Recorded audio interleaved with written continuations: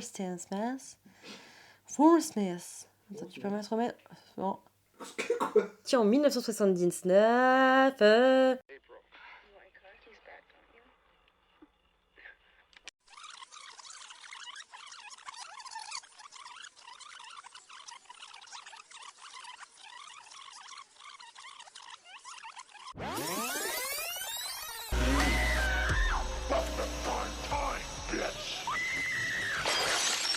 Hello and welcome to Primetime Beach. Aujourd'hui, on part sur une toute nouvelle thématique proposée par Dim Kanki, les sorcières. Si je ne parle pas de mes films favoris pour ce thème, c'est tout simplement parce que je les ai déjà abordés dans le premier calendrier, de Hocus Pocus, Les sorcières d'Eastwick, The Craft, en passant par Les ensorceleuses. Dans la thématique de l'enfer, j'évoquais La beauté du diable de René Clair. Aujourd'hui, nous allons revenir sur un autre long métrage du cinéaste français, Ma femme est une sorcière, sorti en 1942. Un film adapté d'après le roman posthume de Thorne Smith, The Passionate Witch, édité un an plus tôt. Dans Ma femme est une sorcière, Veronica Lake interprète une jeune femme ingénue et envoûtante qui n'est autre qu'une sorcière brûlée sur le bûcher en 1960. Elle campe Jennifer, une sorcière qui a jeté un sort à Jonathan Woolley et toute sa descendance. En 1942, par un concours de circonstances, elle se réincarne et décide de faire perdurer sa vengeance sur l'un des descendants de Jonathan. Wallace Woolley, un politicien qui est sur le point de se marier. Oh, sortons d'ici. Allons faire une petite promenade. Valet? Papa, donne-moi un corps. Oh non. Tu as eu assez d'ennuis comme ça avec le dernier. Elle tente alors de lui faire boire un filtre d'amour, mais le boit par mégarde et tombe éperdument amoureuse de lui. Encore une fois, par un heureux hasard, Jennifer se retrouvera ainsi face aux sentiments humains. Et elle devra aussi faire face à un conflit moral. Choisir l'amour ou bien la vengeance. Ma femme est une sorcière est un film d'une douceur sans pareille qui m'évoque instantanément ma sorcière bien-aimée, et notamment dans sa séquence de fin. Nul doute que Samantha est la digne descendante de Jennifer. Le long métrage de René Clair s'inclut dans la vague des comédies fantastiques parues entre les années 30 et 50, telles que The Bishop's Wife, La vie est belle ou encore Le fantôme de Madame Weir. L'épouvante qui accompagne la figure de la sorcière laisse ainsi place à la romance et à la légèreté alors que Jennifer vient ébranler la vie bien rangée de Wallace, ici interprété par Frédéric March, principalement connu pour son rôle dans le Dr Jekyll et Mr Hyde.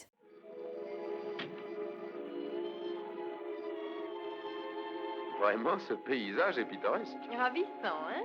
Il faudra marcher jusqu'à un village. Oh non, on va rester ici. Ici, mais je crois que c'est l'endroit qu'on appelle nulle part.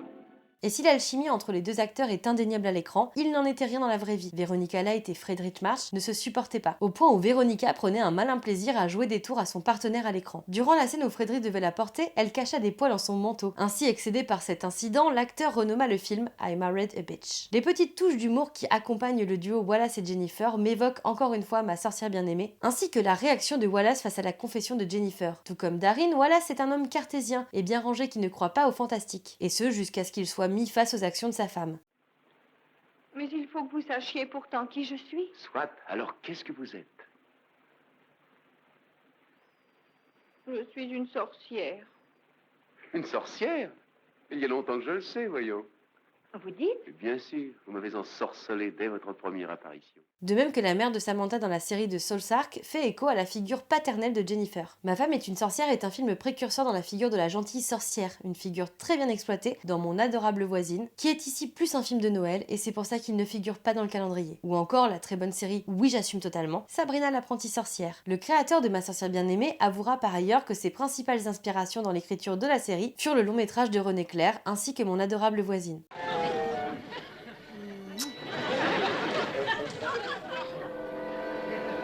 Le film n'est malheureusement pas sorti en Blu-ray en France, mais il est disponible sur OCS et Canal+. Tu vois comme il danse à présent? Comme il se serre. Oui, les choses ont bien changé. Oh, je n'aurais jamais cru que les femmes de la Nouvelle-Angleterre porteraient des robes comme celle-là. Ce ne peut pas être les descendants des puritains que nous avons connus. Le second film au programme de la thématique sorcière est un long métrage mexicain réalisé par Arturo Rispen. Et sorti en 1979, il s'agit de La Tia Alejandra. La Tia Alejandra nous plonge dans une ambiance anxiogène et austère, alors qu'à la mort de la matriarche, tante Alejandra aménagera chez son neveu Rodolfo avec son épouse et ses enfants. Mais bientôt, l'arrivée de la tante chamboulera le quotidien de cette famille car les événements étranges s'enchaîneront. Des bruits effrayants, des phénomènes surnaturels et même des accidents mortels. Tout semble être lié à l'arrivée de la tante Alejandra. Cette femme se cache derrière un sourire trompeur, elle a un dessein sinistre.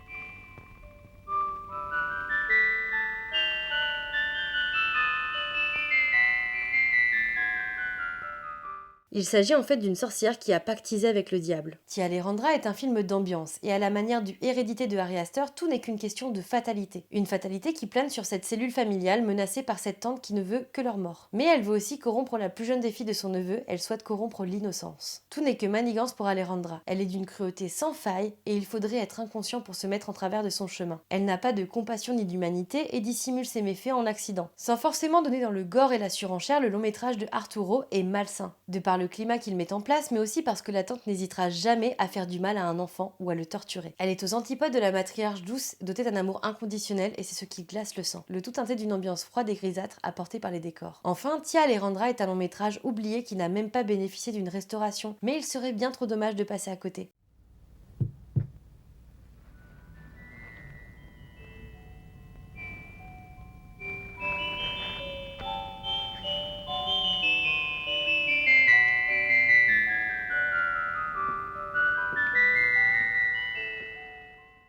Pour finir cette sélection, j'ai choisi de vous parler de Bulbul, un film sorti en 2020 sur Netflix et réalisé par Anne Vitadut, dont il s'agit du premier long métrage. Ne vous laissez pas avoir par les paillettes, les bijoux, la colorimétrie de Bulbul, c'est un conte macabre qui dénonce des faits bien réels. Le long métrage de Anne Vita critique des coutumes archaïques aux mœurs douteuses dans une Inde à l'aube du 19e siècle. Le tout à travers le portrait de la jeune Bulbul. Bulbul n'a que 5 ans lorsqu'elle est mariée de force à un homme de la royauté. Ses seuls instants de bonheur sont ceux qu'elle partage avec le frère de son mari, le jeune Seta. Depuis leur plus tendre enfance, ils inventent tour à tour des histoires d'épouvante. Un jour, Seta compte celle d'une sorcière aux pieds retournés qui entrait la forêt. 20 ans plus tard, il revient dans la demeure familiale où Bulbul vit désormais seul, mais leurs retrouvailles chaleureuses ne seront que de courte durée tandis que les morts s'enchaînent dans leur village. Seta partira alors en quête de la fameuse sorcière, mais elle n'est pas vraiment ce qu'elle semble être. Le long métrage de Anne Vitadut nous guidera à travers les souvenirs de Bulbul et le calvaire qu'elle a dû endurer dans cette famille. Une famille qu'il a violentée, violée et maintenue au secret. Car sous le sourire de Bulbul se cachent des blessures qui ne cicatriseront jamais vraiment. Ici, cette sorcière rouge est le fruit de la rage de Bulbul. La présence du rouge dans la colorimétrie du film est là pour appuyer l'omniprésence de cette sorcière et la soif de justice qui l'habite. Elle est la déesse des femmes et des enfants qui ne peuvent pas se défendre face à un système pédophile et patriarcal. Cette rage, c'est son pouvoir. Elle est sanglante envers ceux qui auront des pensées impures. Bulbul est la seule qui se dresse contre ce système et ses agissements. Preuve en est que toutes ses victimes sont toujours dépeintes comme des citoyens exemplaires, alors qu'il n'en est rien. Tandis que l'un battra sa femme, l'autre tentera de violer une jeune fille. Cette sorcière est l'allégorie de la femme qui effraie, car elle n'est pas contrôlable. Elle est identifiée par ses pieds retournés, tandis qu'au début du long métrage, la tante de Bulbul lui met une bague sur l'un des orteils, pour l'empêcher de prendre trop de liberté. Ici, la crainte est avant tout que les femmes puissent penser ou même parler, car comme l'évoque le mari de Bulbul, les femmes n'ont rien de personnel sauf leur mari. Anne Vitadut propose une relecture pleine de rage de la figure de la sorcière, une approche féministe magnifiée par une mise en scène qui joue intelligemment avec les codes du fantastique et du conte. Bulbul est une fable intense et marquante qui ne vous laissera pas de marbre. Le film est toujours disponible sur Netflix en France, alors foncez.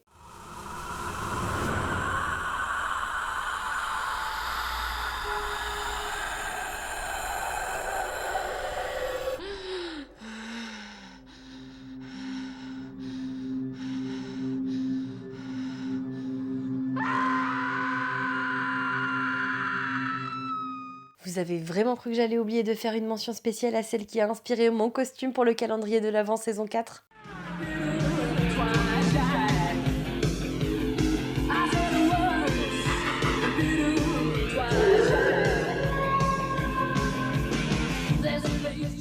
La grande Elvira et notamment son film cheesy et campy des années 80, le plus feel-good de la sélection. Elvira, maîtresse des ténèbres, réalisée en 88 par James Signorelli. Avant de devenir un personnage de la pop culture, Elvira était horror host de 1981 à 86, dans le Elvira Movie Massacre. C'est un peu notre maîtresse spirituelle à nous les meufs de l'horreur. Déjà parce qu'Elvira a un look incroyable, un charisme fou, mais aussi parce qu'elle a une plastique et elle en a conscience, mais ne se laisse jamais faire. C'est une femme forte qui est aussi sexualisée. Ici, Elvira arrive dans un village puritain et dès son arrivée, elle va chambouler l'ordre établi. Elle est tour à tour vue comme une femme de peu de vertu ou bien comme une communiste. Ces villageois bloqués dans les années 50 ont peur de l'autre et surtout peur de la différence. Mais grâce à l'énergie folle d'Elvira, ils seront libérés. Tu as faim, j'espère. Voilà mon chef-d'œuvre.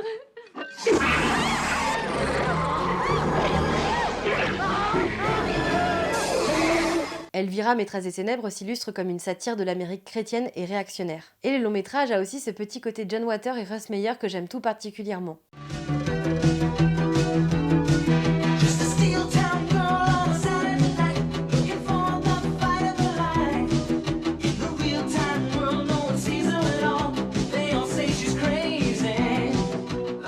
Il est à la fois spooky et acidulé, en un mot, c'est un Minion movie. De plus, c'est un film ultra campy pour ne pas me déplaire. Et en ce sens, Elvira est aussi une icône drag. Elle a par ailleurs été jury à Drag Race. C'est un modèle de liberté, d'émancipation, un vent de fraîcheur dans ce calendrier pour faire le plein de feel good. Et pour plus d'infos sur ce film, je vous renvoie vers le documentaire de Karine Bach ainsi que notre épisode de Jumpscare dédié à la maîtresse des ténèbres. Le film est sorti en Blu-ray chez Bach Film, le documentaire sur Elvira est disponible sur cette édition.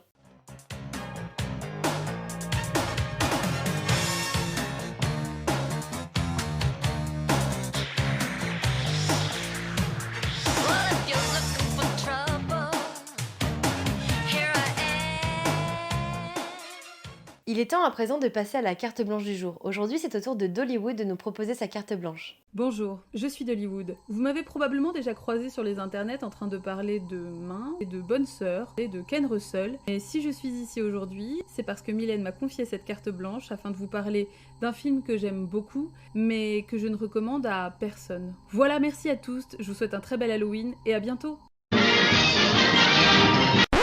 Non, c'est pas que je le recommande à personne, mais disons qu'en tout cas, c'est un film qui mérite une petite introduction, afin que vous sachiez si c'est un film qui est fait pour vous ou pas, et que votre visionnage se passe au mieux. Trêve de suspense, le film dont j'ai décidé de vous parler aujourd'hui, c'est Agazusa, de Lucas Fiegelfeld, qui est sorti en 2018.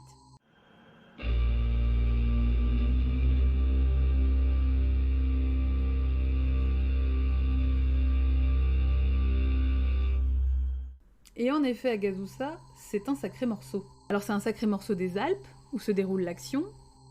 C'est également un morceau de forêt brumeuse.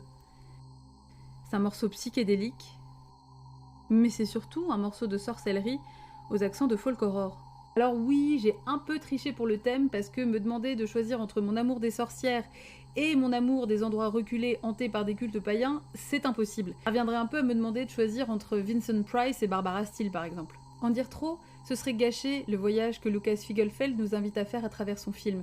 Mais il y a quand même quelques petites informations que je peux vous divulguer sans risquer d'entacher votre expérience. Je peux d'abord vous partager ce qu'en dit son réal, à savoir qu'il s'agit d'une histoire de femme confrontée à la persécution, au harcèlement et au traumatisme à l'époque médiévale, et quels effets ça peut avoir sur la santé mentale. Youpi, hein? Excellente ambiance. En plus, c'est pas du tout comme si c'était des sujets d'actualité en ce moment. Mais je trouve que ça annonce bien la démarche du film qui se veut plutôt du côté du ressenti, de la psyché, plutôt que d'une narration très claire et cadrée. Agazusa se divise en 4 chapitres au titre évocateur. Shadows, Horn, Blood, Fire. Clairement moins disco que Earth, Wind and Fire. Ça parle de vie de femme, de vie de mère et de génération. C'est peut-être ce qui fait regretter qu'il ait été réalisé par un homme, mais j'ai trouvé le traitement plutôt juste malgré tout. Mais j'ai évidemment surtout envie de vous parler des raisons qui m'ont fait aimer ce film. Je l'ai d'abord aimé parce qu'on est dans une sorcellerie très peu démonstrative. Elle est très dure, elle est très froide. On est bien loin des inquisiteurs grandiloquents et des sacrifices à la pleine lune, même si c'est des images d'Épinal que j'aime beaucoup évidemment. Là en fait il n'est pas tant question de sorcellerie que de différence, et même de xénophobie parfois. Album. Ein Weg von Leid und Pein gezeitigt ist. J'ai aimé son côté à la fois angoissant et très contemplatif.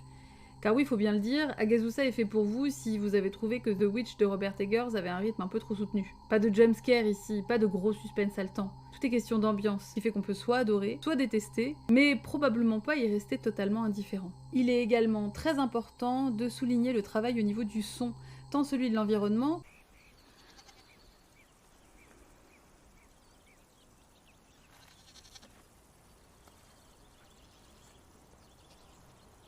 que celui de la bande originale, qui a été confié au groupe de dark ambient grec Mohammad, dont je vous recommande évidemment chaudement l'écoute, mais peut-être pas pour ambiancer un apéro dînatoire que vous avez mis 6 mois à organiser avec des amis, sauf si vous comptez en sacrifier un après une verrine crevette avocat.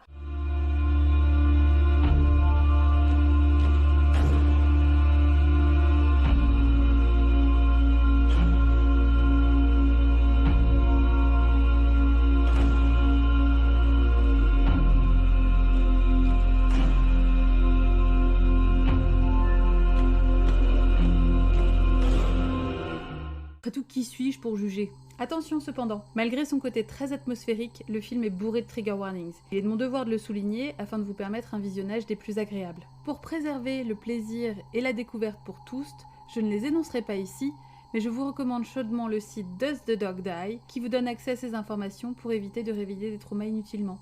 Voilà, j'espère vous avoir préparé correctement pour cette randonnée dans les Alpes. Je tiens encore à remercier Mylène de m'avoir confié cette carte blanche et je vous souhaite évidemment un très bel Halloween. Merci beaucoup Dolly pour cette carte blanche. N'hésitez pas à me soutenir sur ma page Tipeee et n'hésitez pas aussi à me taguer avec le hashtag Welcome to Halloween Mood 2023. Et moi je vous dis à demain pour une nouvelle vidéo. Faites de beaux cauchemars.